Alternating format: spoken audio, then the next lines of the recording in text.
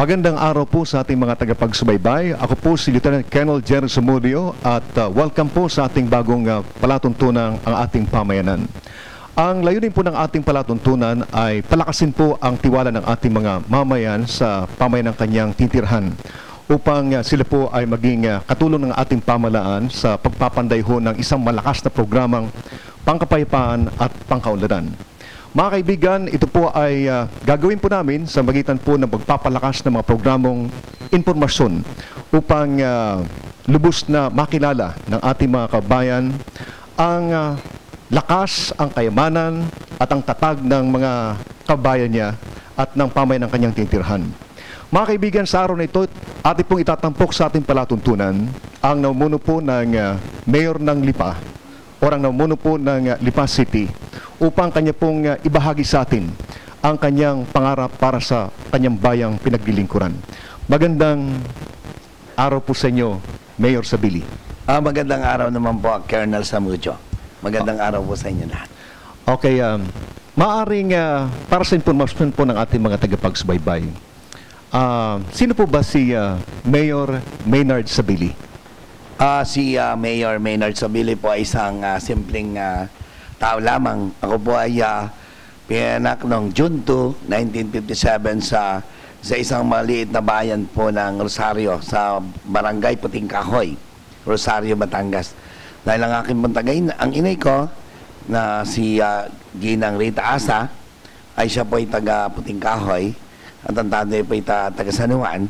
Kaya nung kami po ay mga bata pa kami, ay doon po ako pinanganak sa Rosario. At siguro ang naalala ko po mga 4 na taon ay lumipat kami sa bayan ng San Juan. Dahil ang tatagay ko po ay taga doon. So, ang tatay ko po ay isang guro, isang teacher ng Palahanan Elementary School. At doon po ako nag-aral sa barangay namin sa Sico Elementary School. Pagkatapos po ng elementary, ako po ay nag-high school sa bayan ng San Juan, Batangas Eastern Academy. Pagkatapos po nakatapos ko ng high school, ako po ay kumuha ng AB Political Science sa University of Santo Tomas. Pagkatapos ako ay kumuha ng law sa Ateneo din Manila University. No? Kumuha din po ako ng Master of Law sa University of Santo Tomas. Nung ako po ay nag-aaral pa, maikwento katulad din ng mga estudyante, nung ako po ay nasa college, ay ako po ay naging battalion commander ng UST ROTC unit. Ako din po ay naging na-involved nagkaroon ng mga extracurricular activities katulad po ng mga political science club. Naging presidente po ako ng political science club. At siyempre nung panahon namin, may mga demonstration din na protest against present dispensation ng araw.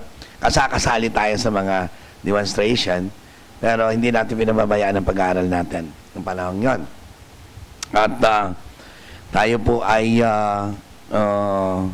noong ako ay may nakatapos na, naglingkod po tayo sa Department of Labor ng siguro mga maabot ng 2 taon sa Office of the Pre-Legal Assistance Office.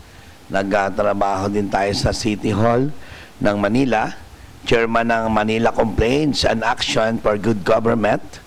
Under po siya ng Mayor Lopez after the EDSA Revolution nung siya nandito tayo sa Freedom Government na bagong magandapos ng EDSA. No po?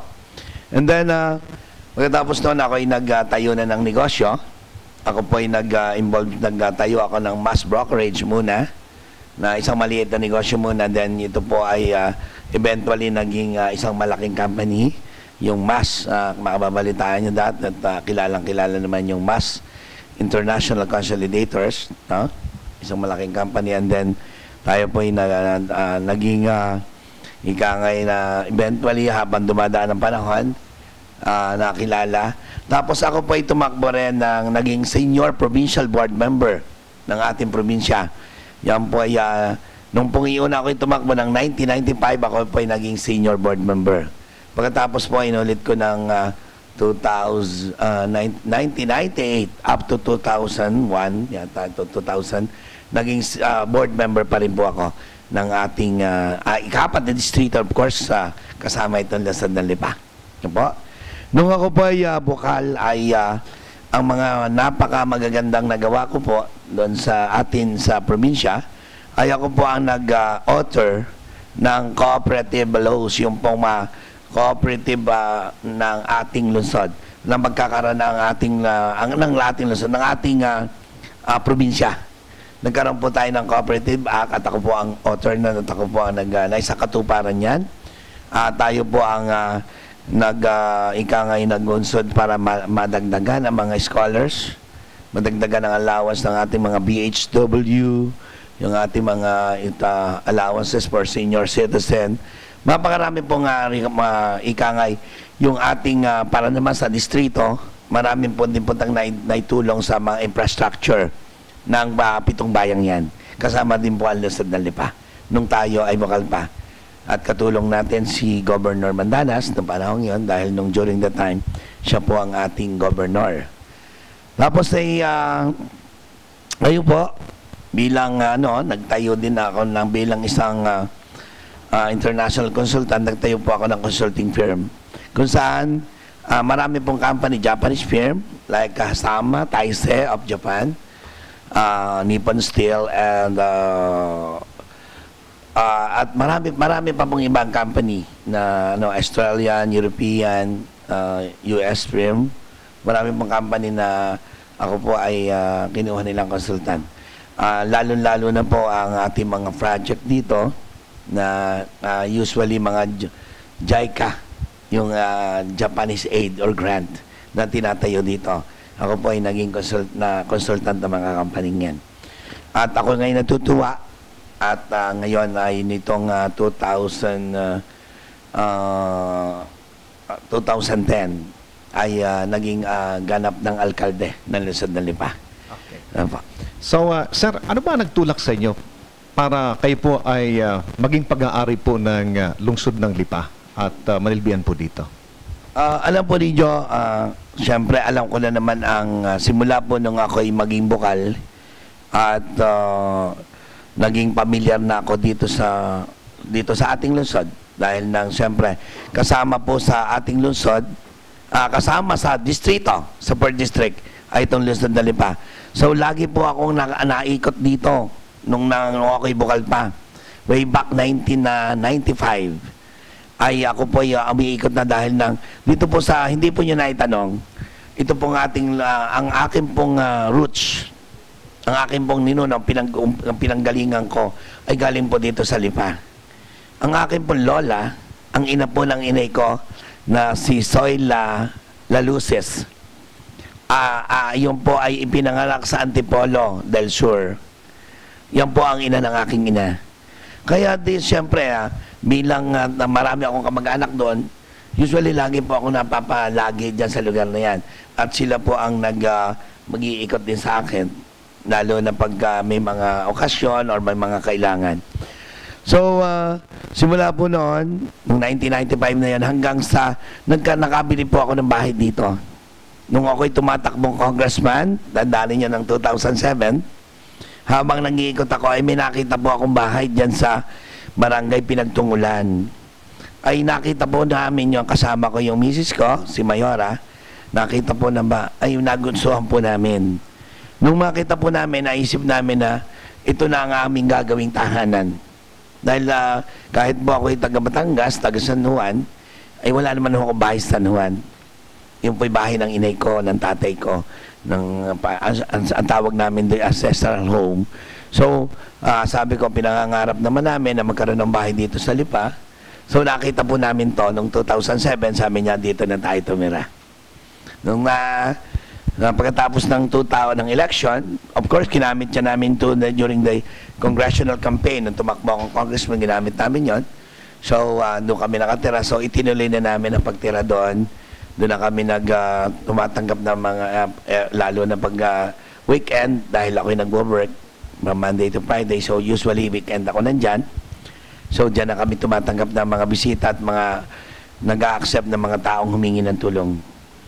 And sa pamamalagi namin, diyan, ay napansin ko pa po ang ang mga karaingan ng ating mga kababayan, especially sa mga kababayan natin nagkakasakit po. Nakita ko na pag may sakit ang ating kababayan at lalo't kung na-confine sa hospital, parang ano po ay kawawa naman. Wala silang matakbuhan, naiipit sa hospital, nakukulong. So, although tumutulong ako, pero nakita ko hindi sapat ang pagtulong ko sa ating kababayan pagka ako'y ordinary citizen lamang. Kaya sabi ko siguro, hindi naman siguro na maging bahagi ng aking pangarap na maging alkalde ako sa Lungsod ng Lipa. Simula po noon ay akin ng pinananalangin na sana'y maging bahagi ako ng lungsod, hindi lamang isang nakatira dito sa barangay Pinagtungulan, kundi isang leader, isang pinuno. Dahil pag ako isang pinuno, may magagawa ko, mababalangkas ko ang mga bagay na gusto kong mangyari sa ating mga babayan. Ano po? Yun po ang akin. Yun po ang simula kung bakit ako nagkaroon ng interes na maging alkalde ng Lungsod ng Lipa.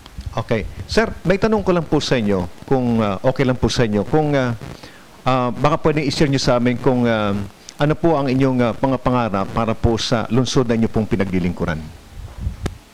Una po, katulad po ng binanggit ko, nagkaroon ako ng actual experience na makasalamuha ang ating mga babayan, kung paano sila dumaing, kung paano ko ini-research kung ano ang pangailangan ng ating lungsod.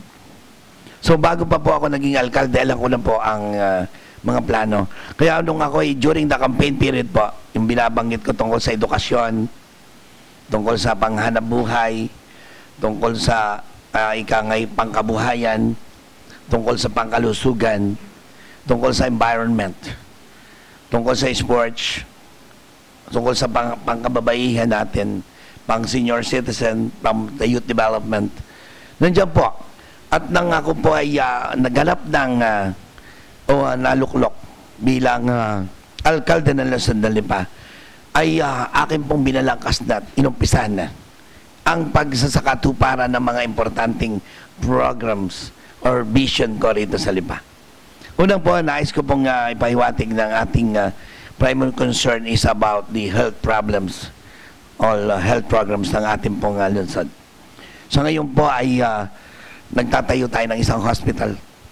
Isang hospital na alam ko na kapag ito'y ganap ng naitayo, ay makakatulong lalo tigit ay sa mga kababayan natin nagkakasakit na mahihirap.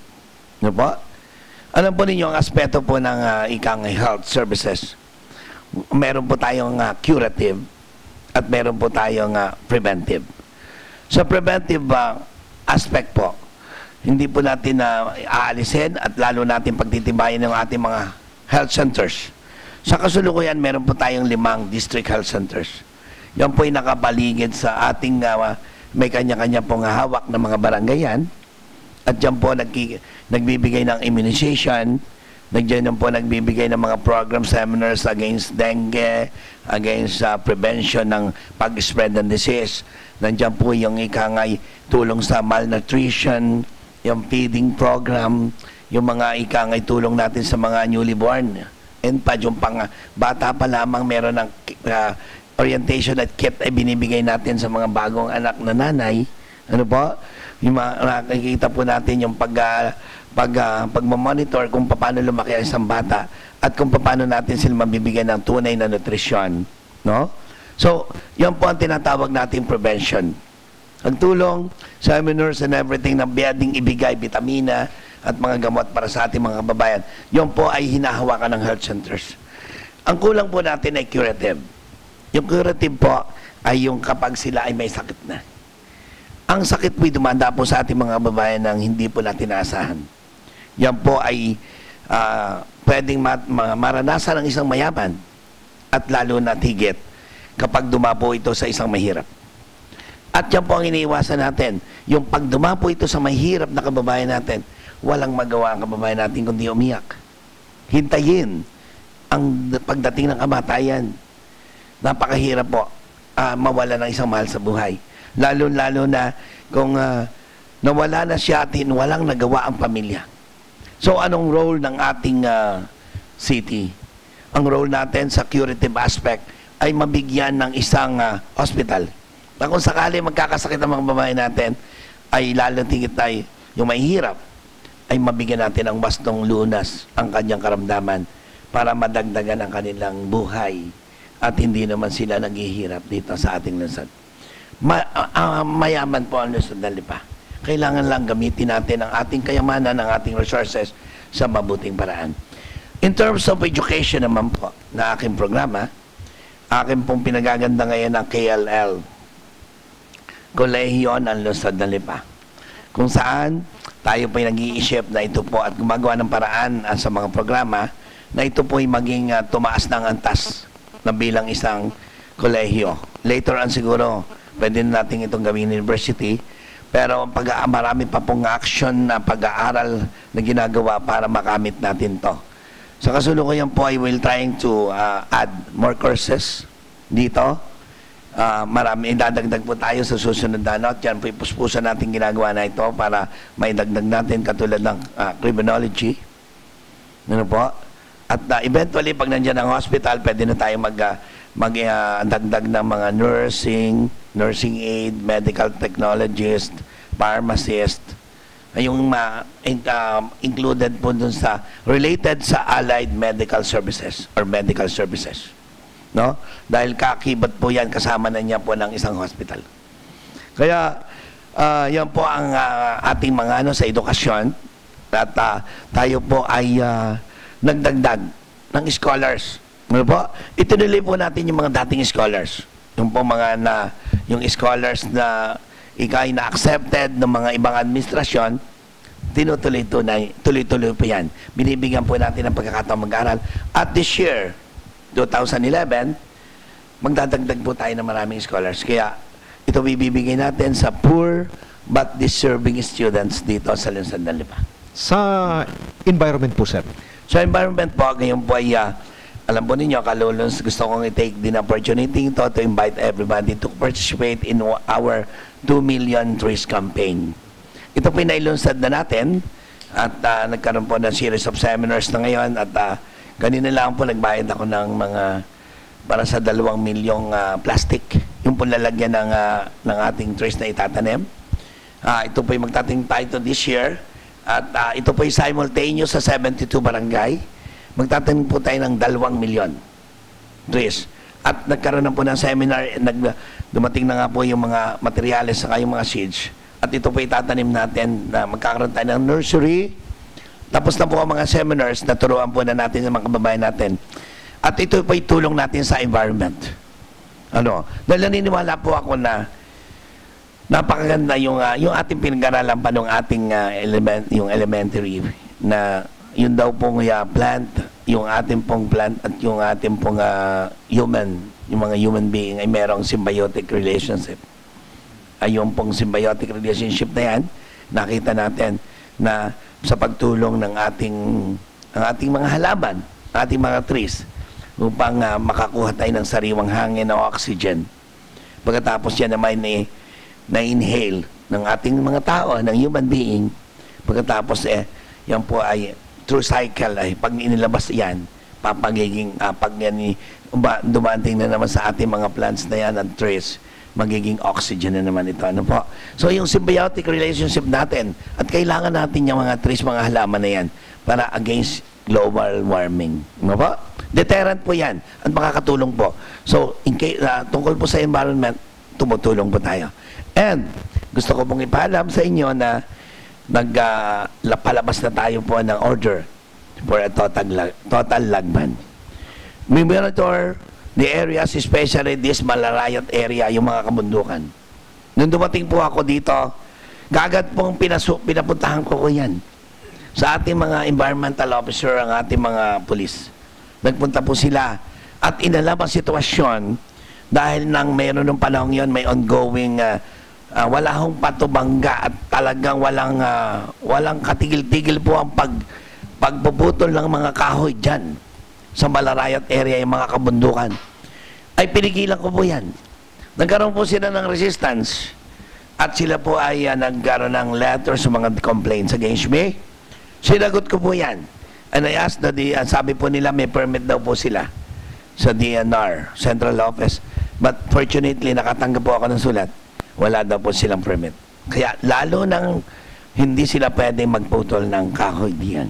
Okay. Sir, Because ibahagi that niyo is rin a sa amin, sir, yung inyong programa tungkol po sa garbage collection and disposal. Okay. Actually po, one of the my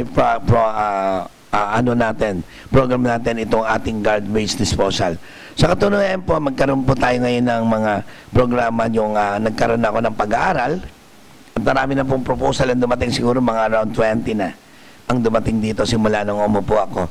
And they're in the process of evaluation na ito po ay ating nagkakaroon po tayo din ng sariling of course, that is mandated by law, na lahat ng local government ay dapat mayroon.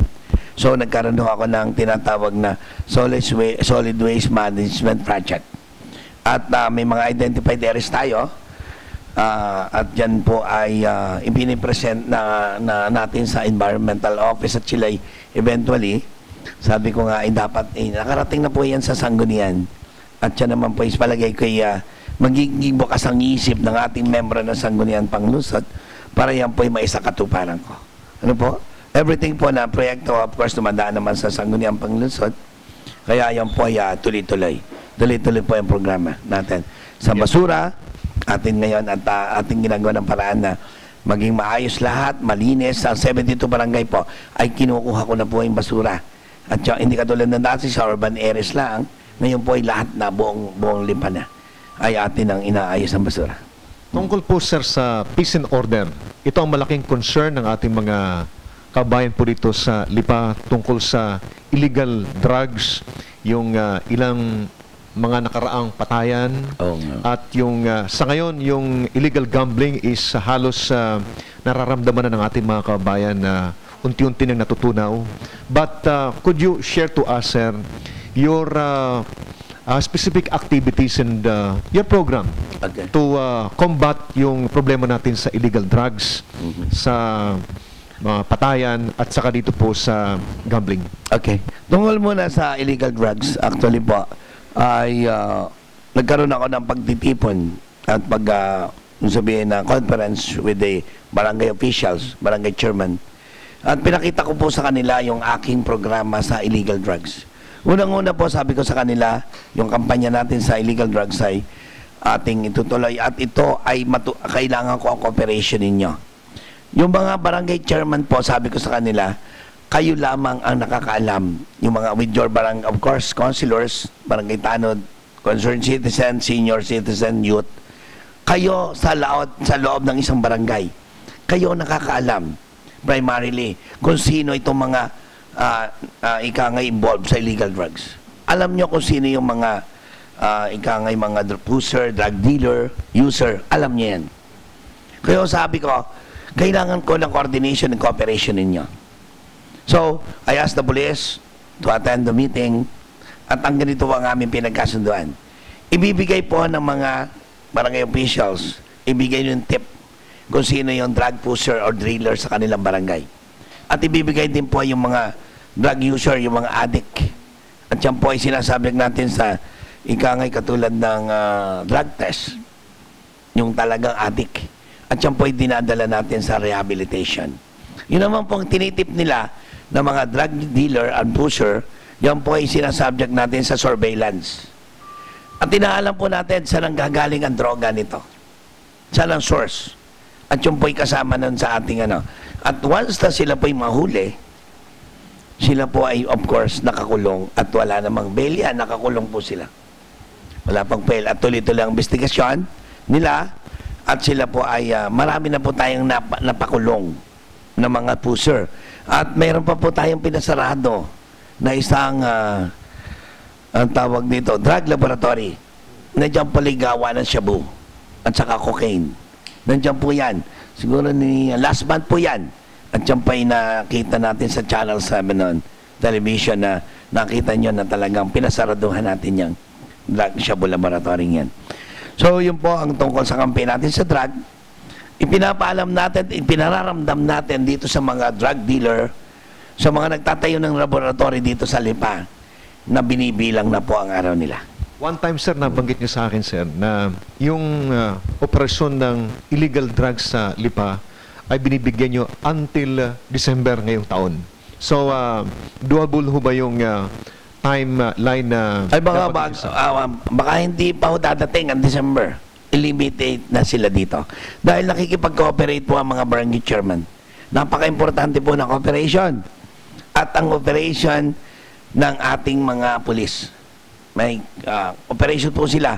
At hindi ko muna sasabihin dahil baka paghanda ang ating mga kalaban. So, yan po yan. No? At ako po yung nagpapalagay lagi ng checkpoint. May checkpoint po tayo every time. Diyan po sa mga strategic location dito sa Lipa. Meron po tayong checkpoint, mga police checkpoint po. Yung po mga patrol natin dyan, ay lagi natin on a regular basis, lagi po araw-araw may checkpoint. At para lapang lumakas po sila, dinadagdagan po sila ng gasoline allowance. Yung mga kailangan nilang gas, dinadagdagan po natin.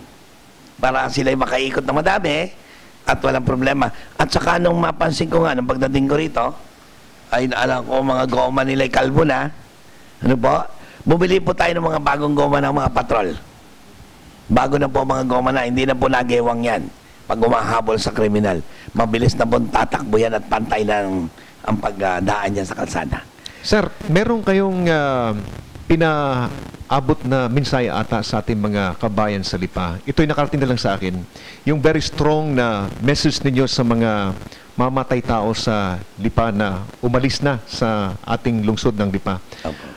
I'd like to confirm kung ito'y totoo na binanggit niyo po sa one of the flag raising ceremonies ata na... Apo.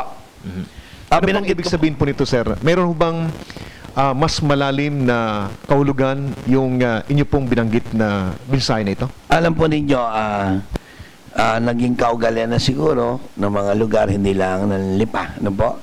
Na pag meron silang kaaway, ay kaagad din nilalagay sa kamay ang batas. Ano po? Medyo kaunti lang sigalutan, nagkasagutan sa sabungan, nagkasagutan kung saan man na paradahan, ay may pagbabanta. At sa tingin ko ngayong panahon ito siguro dahil ang sabi nila, mura lang daw ang buhay ng tao. Kaya inilalagay po nila sa kamay ang batas. Pero sinabi ko po, naglagay po ako ng mga checkpoint, ng mga police patrol. At ay atin pong inaalam. At alam na natin ngayong oras, panahon ito, kung alin yung mga area na pinagkukutaan po ng mga gun for hire. Meron po silang mga dito, yung tinatawag na temporary shelter. Na kung sakaling sila po usually yung mga naman dyan, yung po dayo. Dahil siyempre, ikaw gana may basta makakapamaril kung taga rito ka o magtapatay ka ng tao kung taga rito ka. Hindi mo ga? Siyempre kung kukuha sila ng mga gun for hire, mga killer, yan po kinukuha nila sa iba-ibang bayan. At usually hindi po yan kilala dito. Yan po usually in tandem sa isang motor. At yung iba may motor na sa malayo pero nandun sa isang area na binabantayan ng target. Pero yan po, nakakapasok dito po yan sa atin. Siyempre, nagso-surveillance. Yan po hindi agad na umaatake.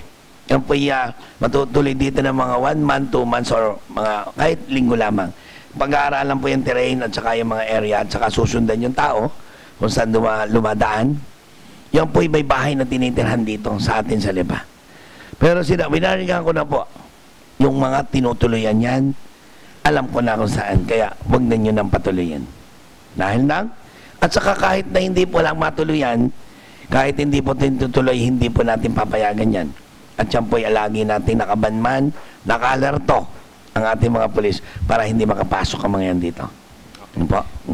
Tungkol po sa gambling, hindi ko na masyadong ipapa-elaborate sa inyo, sir, kasi alam kong ito ay nararamdaman na rin ng ating mga kabayan, yung programa nyo dito. But tungkol po dito sa mga informal settlers, kasi ang Lipa ho ngayon ay nagiging very attractive ngayon na destination ng mga kabayan po natin, mga karatig natin mga probinsya, sapagkat maaring sa oportunidad na naghihintay sa kanila dito sa Lipa.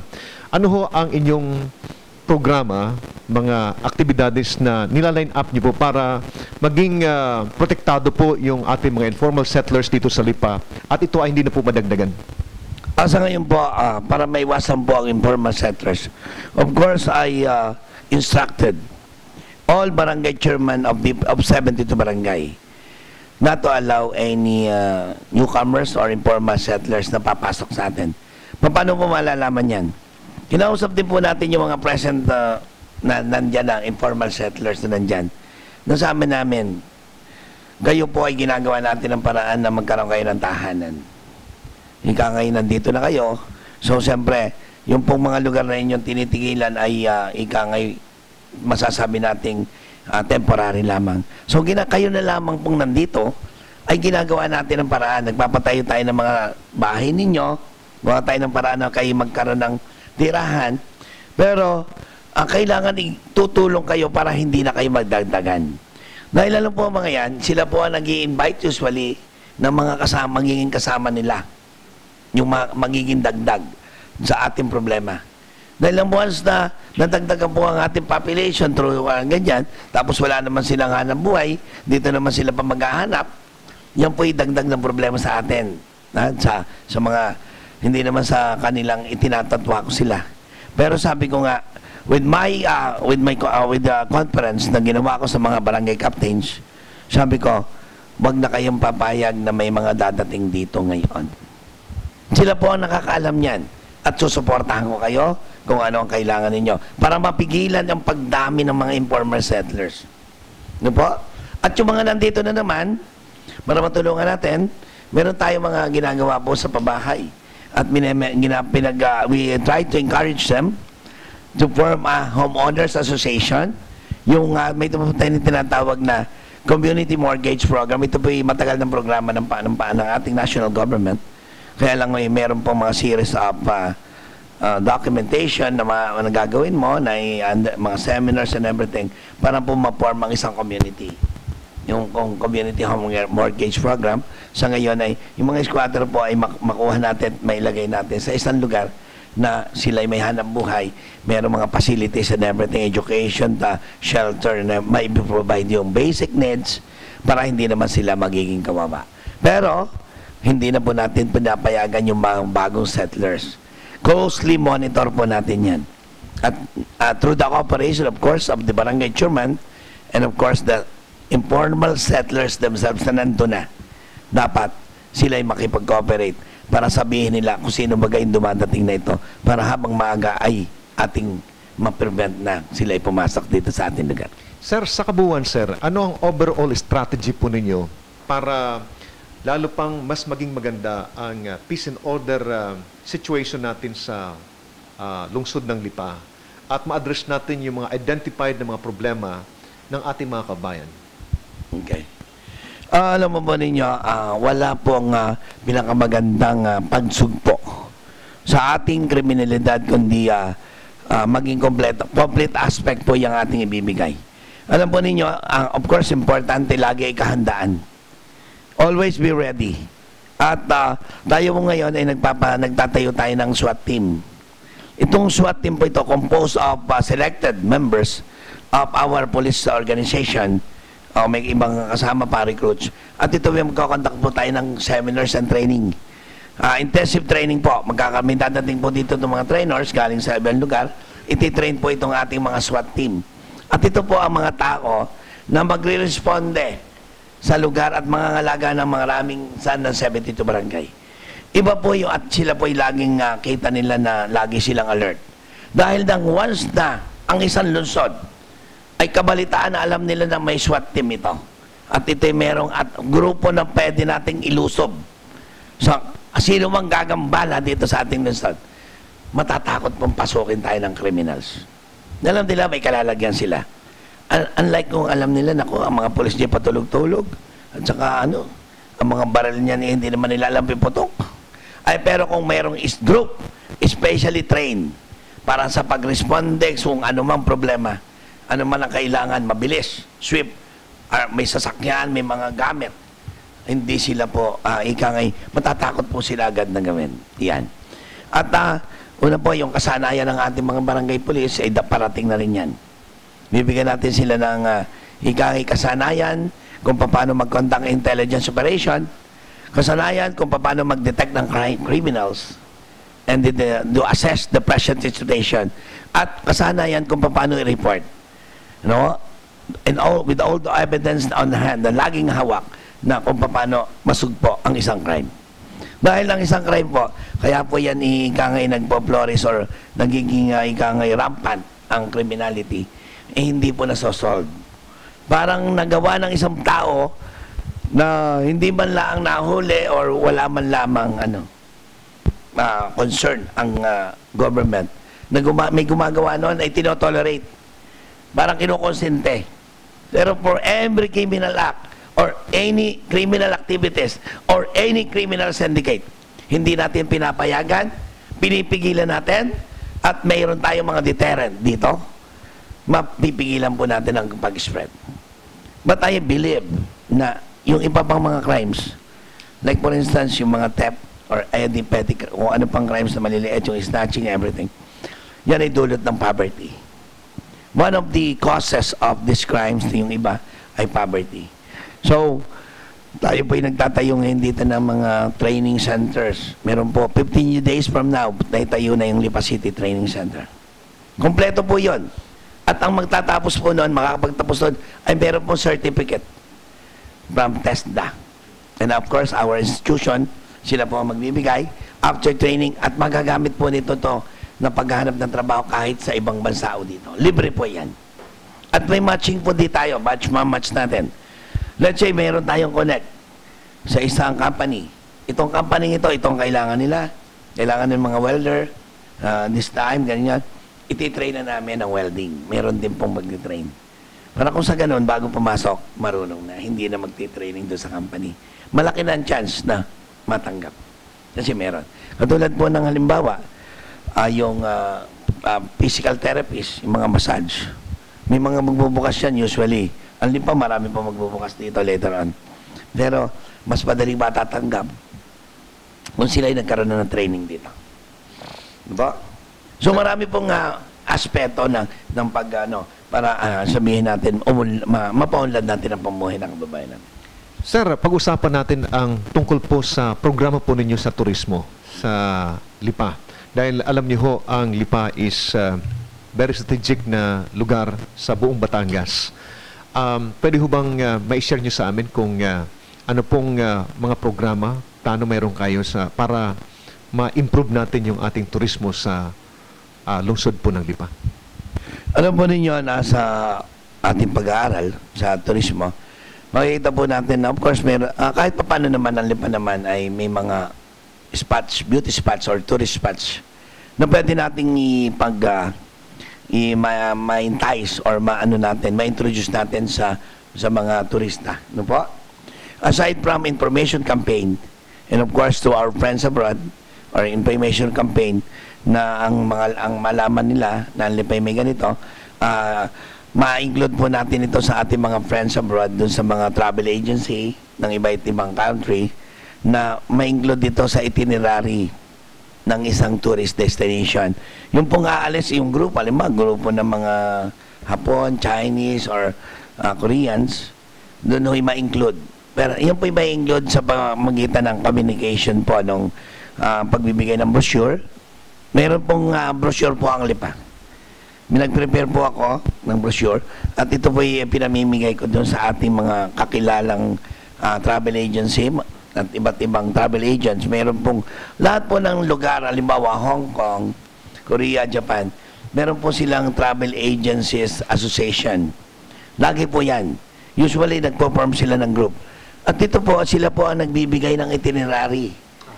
Pero sa Lipa po, Mayor, ano po ang nakikita nyo na mga lugar na pwede nating spotlight ho sa mga bumibisita po sa Lipa? Ibig sabihin is, ano po yung mga lugar dito na plano nyo pong i-develop para makadagdag po sa actually po, I have a meeting. I have a meeting with the Department of Tourism, the Philippine Tourism Authority.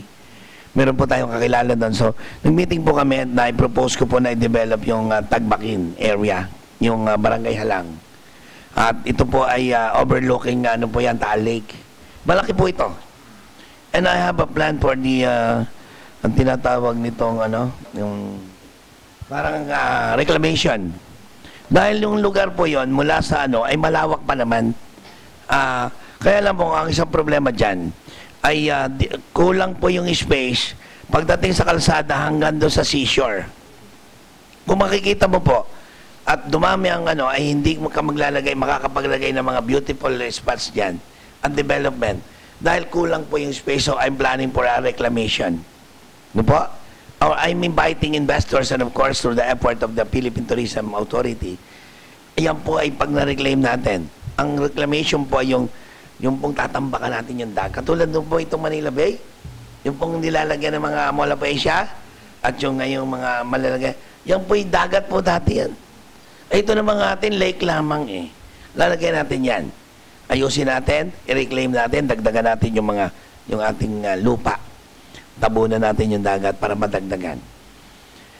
At yan po ay pwede natin gawin. Dahil ang ganda po overlooking Taal Lake po. Yung nga sa Tagaytay, sila nahihirapan pa ng ano. Ito ang ganda-ganda na lugar natin sa Halang.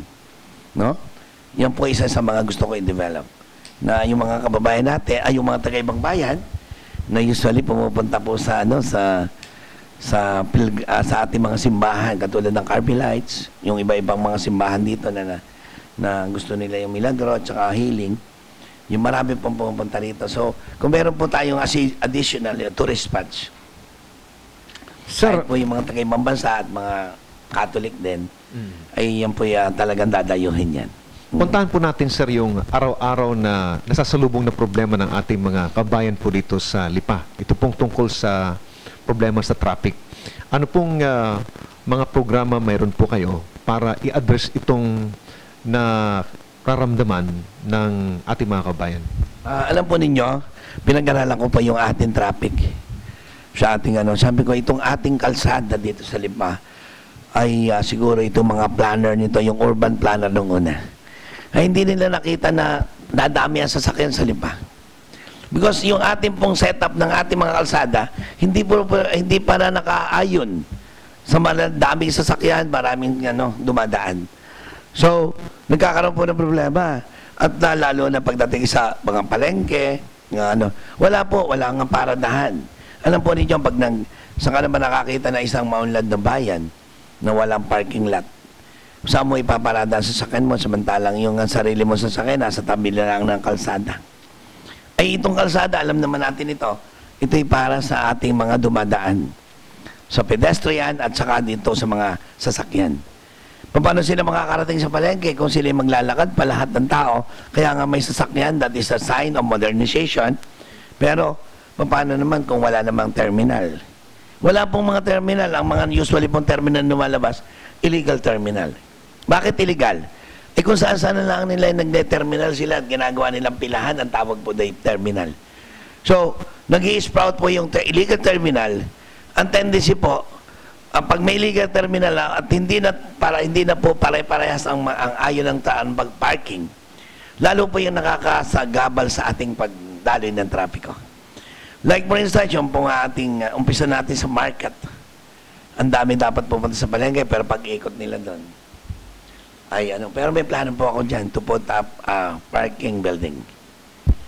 Kaya lang ako po'y nalulungkot dahil nang pinag-aralan ko po ito, my purpose why I should establish parking building is I realized na kailangan ma-decongest itong Pangalengke area. Yung mga establishment dyan na kung saan pumarada. Ba't nakakita po ako ng isang parking lot or gagawin nating 5-story parking building?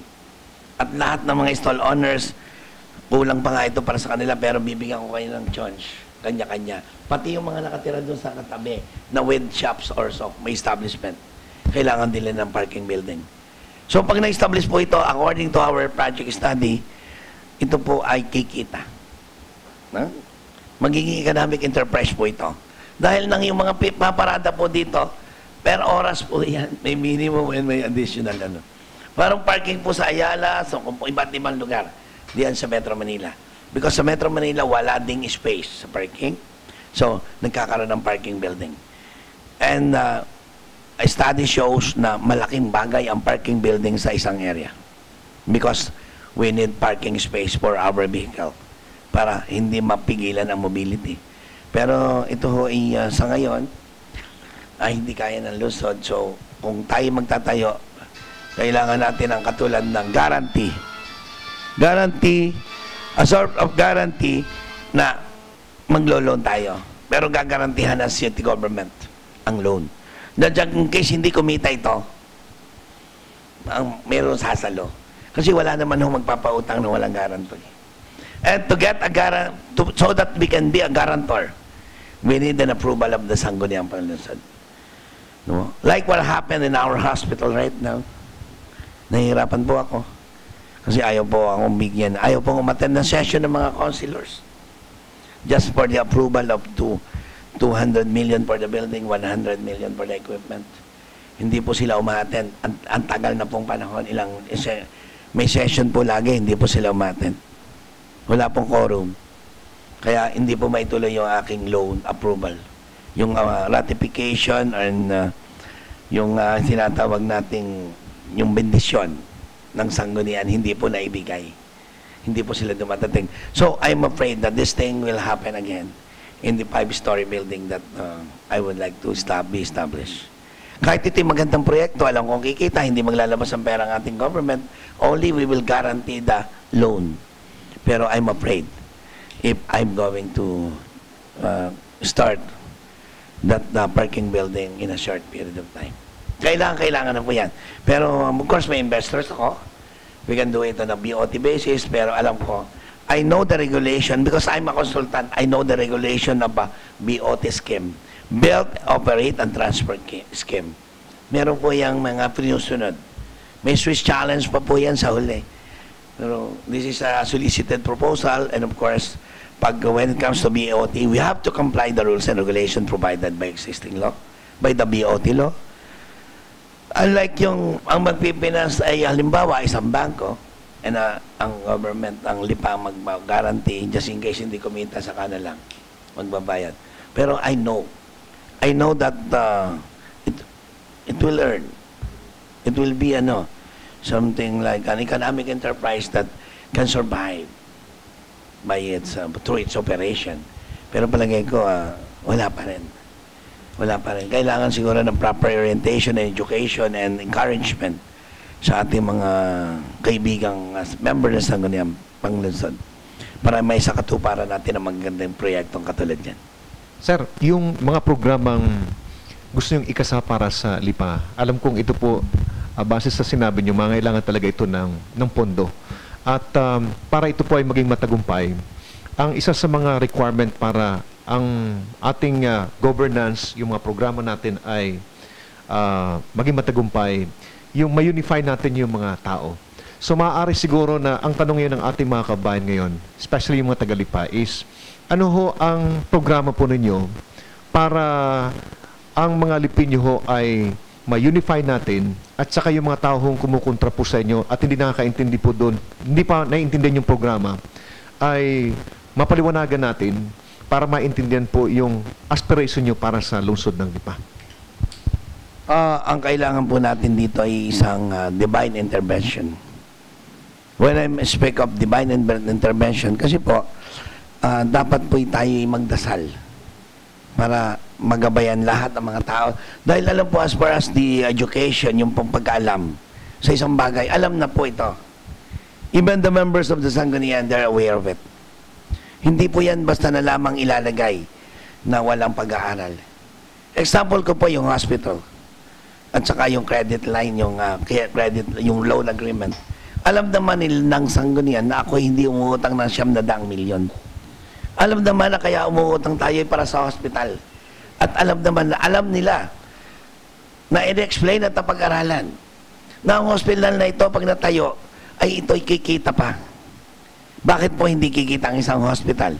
Samantalang tayo makakatulong pa sa mga may sakit pero kikita ang hospital.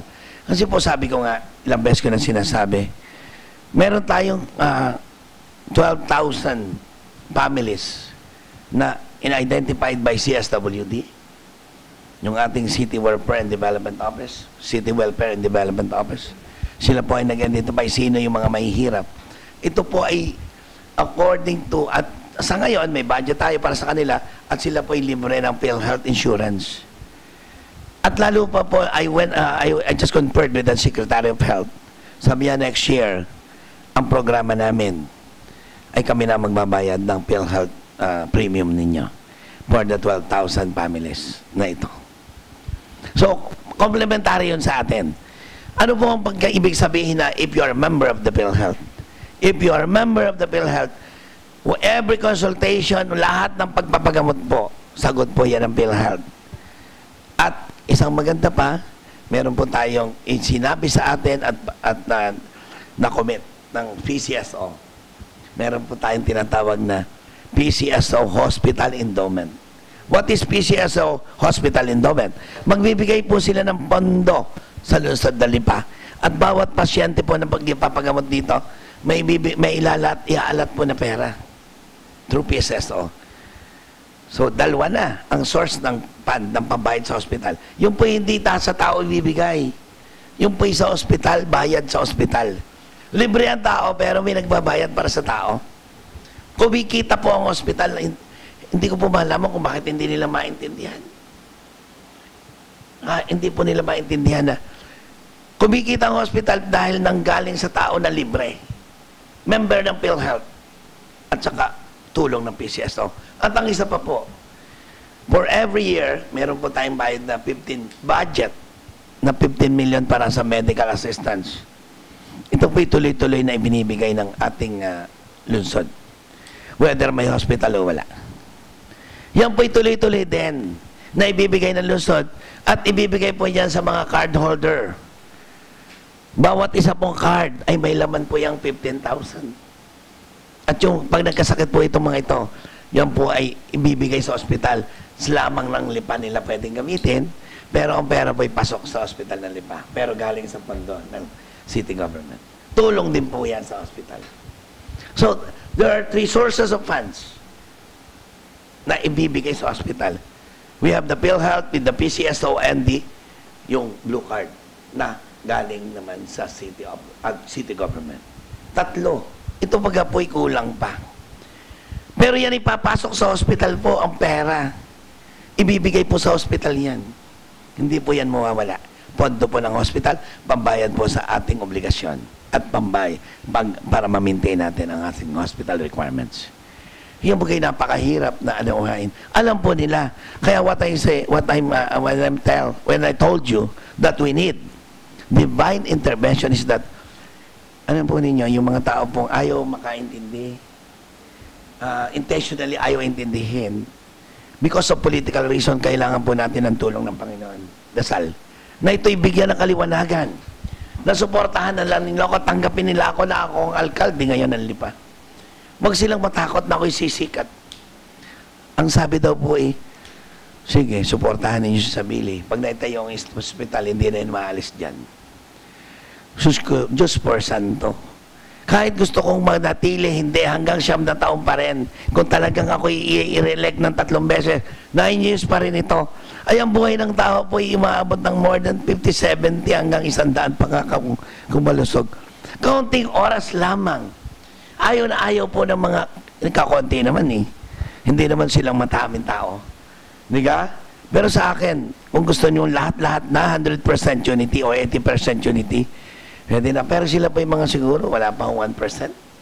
Palagay ko, hindi na naman silang makakasama. Kaya lang nakakasama lang po ng damdamin. Pero, kung makakasama sa majority ng taong ating mga kababayan, palagay ko hindi. Dahil mas marami po dito ang gusto ng pagbabago. Mas marami sa kababayan natin ang gusto ng walang korupsyon. Ako po ay, ang aking pong panuntunan dito sa Lipa ay walang korupsyon. At dito po ay lahat ng mga kababayan natin ay kinakausap, tinutulungan. Bukas ang opisina. At walang korupsyon. Walang kotong at walang tong patch sa mga proyektong ito. Kaya, ang akin po katulad ng sinabi nyo, to unify, we can always unify our people. Dahil magiging masaya ang mga tagalipat, i-accept nila ang lahat ng proyektong ilalagay ko rito. Dahil ito'y kapakik-pakinabang. Yung mga nag-o-oppose, kukunti na po yun. Wala pa pong 1%. At palagay ko, baka naman yan ay malilipol na rin.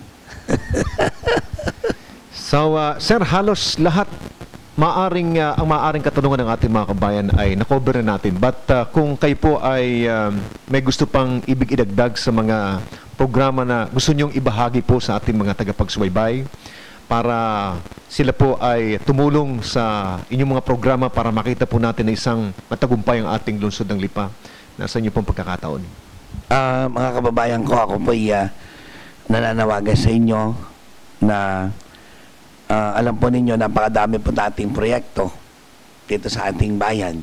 Yung pong nilahat ko sa inyo, yung po yung mga primary programs na tutupar at gagawin natin sa ating lungsod. Pero alam ko po, ang bawat isa o ang marami dito sa ating mga kababayan, lalo na yung mga expert, mga professional na nasa ibang lugar, tapos sa weekend lang nandito, yung marami po tayo, mayroon pa rin tayo na nataga rito ngayon na talaga namang sila may kapasidad na tumulong. You come forward, you come to my office. Kung kayo po may naiisip na alam nyo, makakatulong pa. Aside from all these programs, may talento kayo na dapat i-share sa ating mga kababayan. May iyan po'y ating most welcome po kayo. At bibigyan ko po kayo ng pagkakataon na magamit yung inyong talent, na magamit ang inyong kaalaman pa sa ikaunlad ng ating bayan. At kung kayo naman po ay sa ating 72 barangay, kayo yung mga tao na may problema. Kayo yung may tao na kailangan ng atensyon at tulong ng ating pamahalaan. Meron kayong isang bagay na napakatagal ng panahon.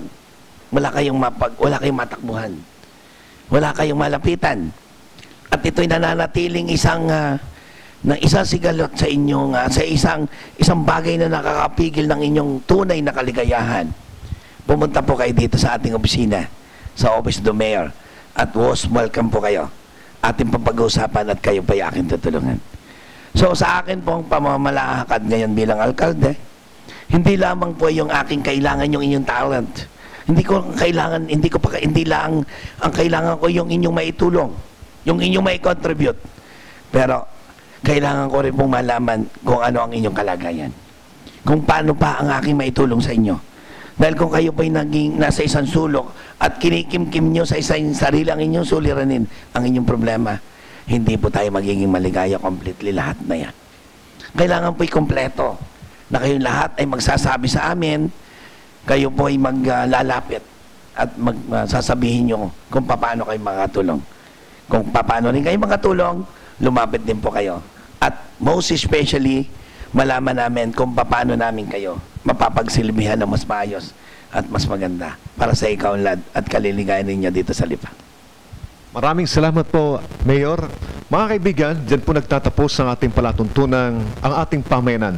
At naway kayo po ay nakatulong sa pagpapalakas po ng kaalaman ng ating mga kabayan dito po sa Lipa City, sapagkat ang kaalaman ay isang kapangyarihan na kinakailangan po ng ating mga kabayan para po'y tumulong sa pagpapalakas ng ating pamayanan. Ito po si Lieutenant Colonel Jerry Zamudio.